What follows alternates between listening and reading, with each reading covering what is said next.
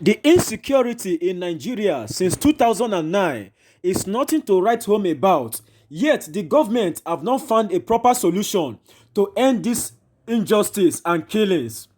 7 killed in Imo State. Lot of people were injured. The government, through policemen, they blame the IPOB and SEN. Here are more details. What a Nigerian said about it. This is Naija Voice. Listen to this Nigerian. Welcome back to the channel, fellow Nigerians, brothers and sisters from the East and lovers of truth across the world. Something tragic just happened, and it is not the first time. Blood has once again touched the soil of the Biafra land. Over 7 innocent people have been killed in cold blood in Imo State. Communities are in shock. Families are crying, markets are shut, children are afraid to sleep at night. Yet, what did the police do? Without wasting time, welcome to Niger Voice Television, where we give voice to the unheard. Without proper investigation, they blame IPOB and ESN. Yes, you heard that right. But we must ask, was it IPOB, or is there something more inside going on? Just like clockwork, whenever something happens in the Southeast, they don't ask questions, they don't investigate, they don't listen, they just blame IPOB. But before you agree with them, before you join them to shout IPOB did it, ask yourself one question: what has Nnamdi Kanu been warning us about for years? He said they would try to destroy IPOB by using the same strategy they use in the north: create or no gunmen, sponsor shouts, blame the freedom fighters, and then send soldiers to kill everyone. Now look around, isn't that what is happening?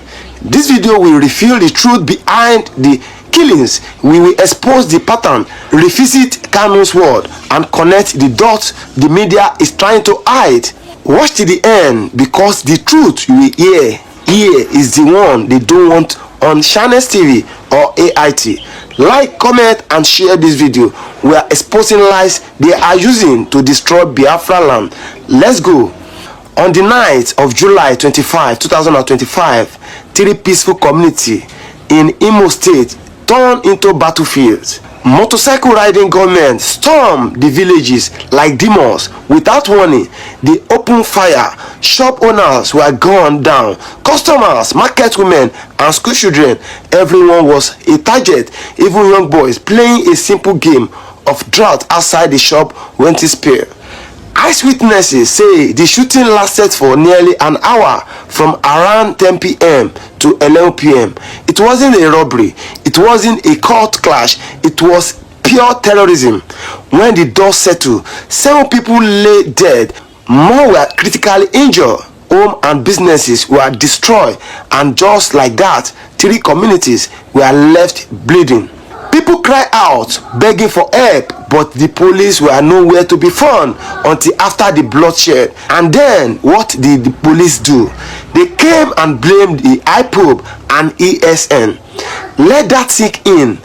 No proper investigation, no CCTV footage, no arrested suspects, but within hours, they knew it was IPOB. That is not justice, that is not security, that is an agenda. This is the same script that has been played in the north for years. Boko Haram attacks and they say unknown gunmen. Bandits kill, they say conflicts. But when it happened in the east, they instantly name IPOB. There is something very wrong with that picture, and it is not new, because Nnamdi Kanu saw it coming years ago. The police blame IPOB, but where is the proof? When the Imo State Police Command arrived after the attack, their top priority was not to help survivors. It wasn't to calm this community or ask for information. It was to blame IPOB and ESN. The Commissioner of Police, Aboki Danjuma, called the killings barbaric and inhuman. In the same breath, said it was carried out by IPOB. No proof, no interrogation. That is dangerous. In any normal country, the police will first investigate, they will collect bullet casing, interview witnesses, check surveillance footage, but here they jump to conclusions because blaming IPOB is convenient. It helps the government, it justifies more military presence in Biafra land. It gives them license to raid communities, arrest activities, and silence dissent. But let's ask the hard question: why would IPOB attack the same Igbo people they are fighting for? IPOB doesn't target innocent traders or poor villagers. Their struggle is against injustice, not civilians. They have constantly denied attacking their own people. So, who benefit from these attacks? It is certainly not the victims. It is not IPOB. It is not the Biafran people. It is the government that benefits, because after every attack, they send more soldiers, more checkpoints, more fear. They paint the southeast as a war zone, even when the real war is from outsiders. This is not just a mistake, it is a plan, a calculated move to turn the world against IPOB and to destroy the people's hope for freedom. Remember what Kano said: they will kill us and then they will blame us. Is that not what's happened now? Nnamdi Kanu warning the Fulani agenda of conviction. Mazi Nnamdi Kanu won in multiple broadcasts before his abduction in 2021. He said they will invade our land with terror, they will commit atrocity and blame IPOB. The goal is to confuse the people, discredit the struggle, and justify a military takeover of Biafra land. Back then, many people laughed. They said it was exaggerating, but today, that warning is playing out like a movie script. Everywhere you turn, unknown gunmen are attacking. IPOB is being blamed, whether there is proof or not. But do you notice the pattern? No Boko Haram in the east, no Fulani herdsmen are ever arrested. After external attackers, the moment something explodes in the southeast, it is automatically IPOB. Yet, when Fulani herdsmen massacre people in Benue or Plateau, the government say it is farmer-herder conflict. Why this double standard? Because Nnamdi Kanu wasn't just warning about random violence, he warned about a Fulani control system using fear and propaganda to destroy the Igbo race from within. Now that he is locked away, that system is working over time, and they are using our own pain like this Imo attack as fuel for their lies. The blame game repeating the same script. Let's look back. In January 2024, Ebonyi State was attacked by armed men. Dozens were killed. The government blamed IPOB. In March 2024, military men were ambushed on the Owerri-Onitsha road. IPOB was blamed again without proof. In May 2025, over 30 travelers were slaughtered near Okigwe. Same blame, no court, no trial, just accusations. It has become a pattern. A violent attack happens, the police doesn't investigate, IPOB get blame. Soldiers invade eastern villages. It is like they are playing a tape on repeat, and each time the world believes them because the media copies government statement without asking questions. But how many times will we fall for the same lie? How long will we watch our people suffer while the real killers are protected? It is time we ask the hard question: who is truly behind the unknown gunmen? What eyewitnesses said the hiding details? People who survived the attack are speaking out. Some said the gunmen spoke Hausa.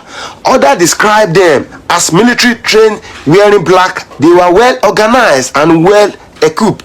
Yet none of the survivors said they heard them speak Igbo or identify with IPOB. Still, the police rush to blame IPOB. Why ignore the eyewitnesses? Is it because their accounts don't match the official narrative, or because acknowledging the truth will expose that the attackers are not who they want you to believe. There are reports that some of the attackers were seen days before near a checkpoint, but no one stopped them. Why? Why are they protecting? Why are they being monitored? This is why Nnamdi Kanu said Nigeria is the only place where the security agency are in bed with the terrorists. The DSS playbook create crisis, blame IPOB.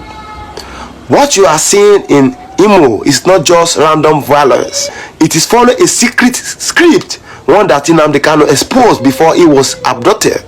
He said the DSS and military intelligence would do these three things: sponsor terror in Igbo land, using unknown faces, blame IPOB, especially ESN, even when no proof exists. Use that blame to justify mass arrest, torture, and militarization. This is not just theory, it is been happening again and again. Each time IPOB denies involvement, their voice is ignored. The media doesn't report their press releases. The police don't investigate. The military simply send in more tanks and helicopters. And we must ask, who gained from this chaos? It is not the villagers, it is not the poor, it is not the Biafran freedom fighters. It is the same government trying to kill the Biafra dream by force. Nnamdi Kanu warned us clearly. They will use this name of IPOB to terrorize our people. Do not believe everything they report. Always ask who benefits. After the attack, soldiers arrived not to help. After the Imo attack, did the police rescue any of the injured? Did they send emergency support? No. Instead, they deploy soldiers. They turn the street into military zone. Villagers now live in fear of two enemies: the real unknown gunmen and the army. And guess what? These soldiers don't protect the people. They raid homes, they beat youths, they arrest anyone with a bed or a phone. This is not security, this is oppression. It is exactly what happened in Olu. It is what happened in Obigbo. Innocent people were bombed, church were burned, all in the name of fighting IPOB. Yet no one was held accountable. And now the same pattern is returning to Imo. This is why people say the government uses terror as an excuse to commit more terror. The role of the media, echo chamber of lies. Why is it that every time the police release a statement, the media repeat it without question? Headlines like gunmen kill 7 police, blame IPOB. IPOB terrorists strike again in Imo. Eastern Security Network behind fresh attack. No media house there to ask, where is the evidence? Why no arrest? Why no video proof? Why? Because the Nigerian media is part of the information warfare against the Igbo people. They amplify lies, they silence Biafra voices, they ignore IPOB's denials, and they never question the government's version of events. But you watching this video, you are smarter than that. You know propaganda when you see it, and Nnamdi Kanu warned long ago.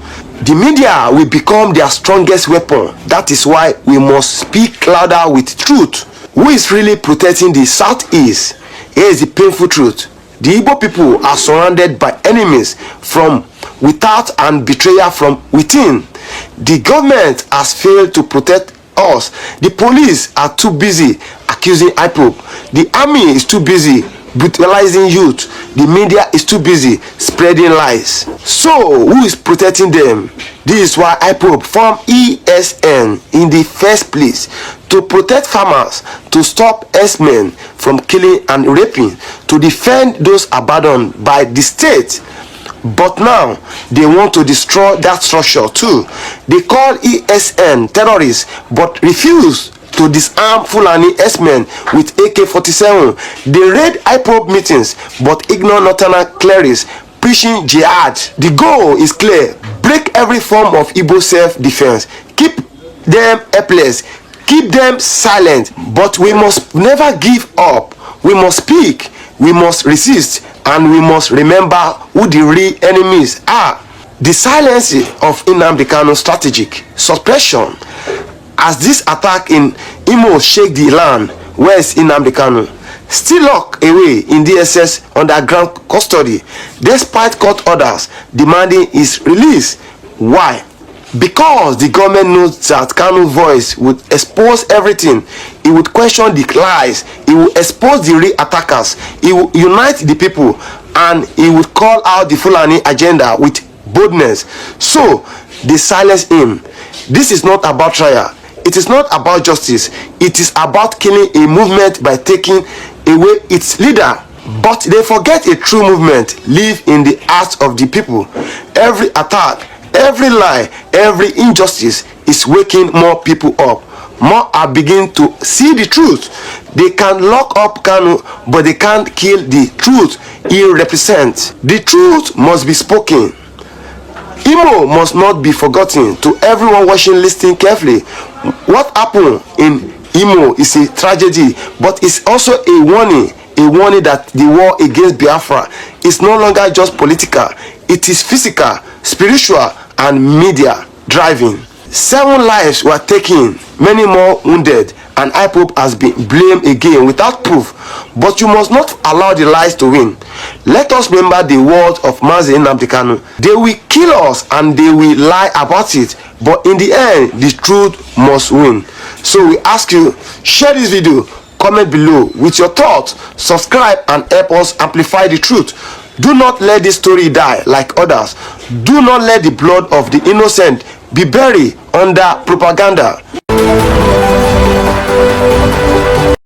Thank you for watching. Don't forget to subscribe to Naija Voice TV. Stay tuned for latest updates.